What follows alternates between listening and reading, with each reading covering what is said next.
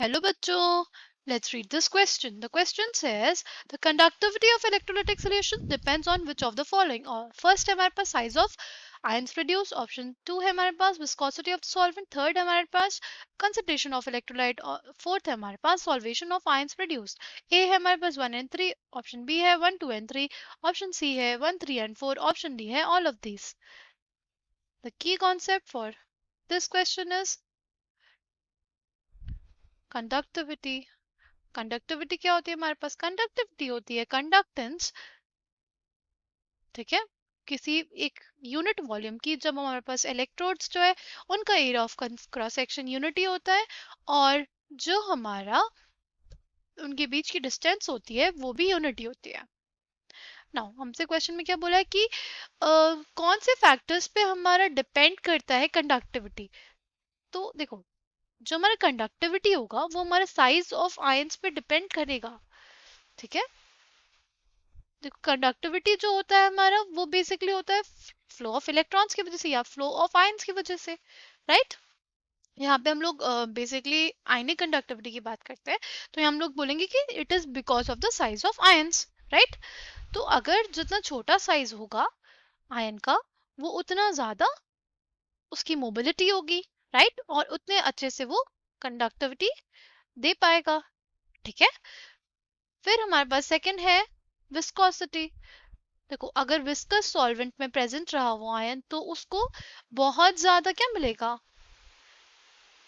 रुकावट मिलेगी बेसिकली, कह सकते हैं, ठीक है। उस विस्कोसिटी क्या होता है? It is basically internal friction, ठीक है, उसके मूवमेंट को रोका जाएगा कहीं ना कहीं। तो हमारे पास विस्कोसिटी ऑफ द सॉल्वेंट पे भी डिपेंड करेगा हमारी कंडक्टिविटी। फिर थर्ड है हमारे पास concentration of electrolyte. C, concentration अगर ज्यादा होगा तो एक यूनिट वॉल्यूम में हमारे पास ज्यादा नंबर ऑफ आयंस होंगे, तो हमारे पास जो कंडक्टिविटी होगी वो अल्टीमेटली वो हमारे पास ज्यादा हो जाएगी। तो कंसंट्रेशन ऑफ इलेक्ट्रोलाइट पे भी हमारी कंडक्टिविटी डिपेंड करेगी, राइट। जो हमारे पास फोर्थ है वो है solvation of ions produced. Solvation of ions पे भी हमारा डिपेंड करेगी कंडक्टिविटी। इसको हम लोग एक एग्जांपल से समझ सकते हैं कि जो हमारे पास लिथियम होता है ना, लिथियम प्लस, उसका साइज सबसे छोटा होता है, फिर हमारे पास सोडियम प्लस का और फिर पोटेशियम प्लस का। बट जब सॉल्वेशन हो जाता है ना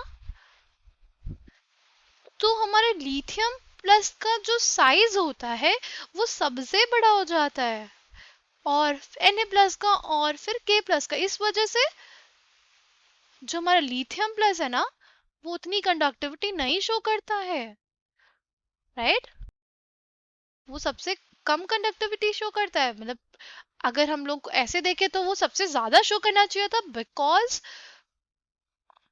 उसका साइज छोटा है। बट जो लिथियम है, अगर ये इतना छोटा है तो ये जो उसका सपोज अगर हम वाटर सॉल्वेंट ले तो इसको ज्यादा हर तरफ से वाटर मॉलिक्यूल्स घेर लेते हैं, राइट। इस वजह से इसका जो सॉल्वेशन के बाद जो उसका साइज आता है ना वो बहुत ज्यादा बड़ा हो जाता है, राइट। इस वजह से हम लोग कहते हैं कि हमारा सॉल्वेशन पे भी कंडक्टिविटी डिपेंड करती है।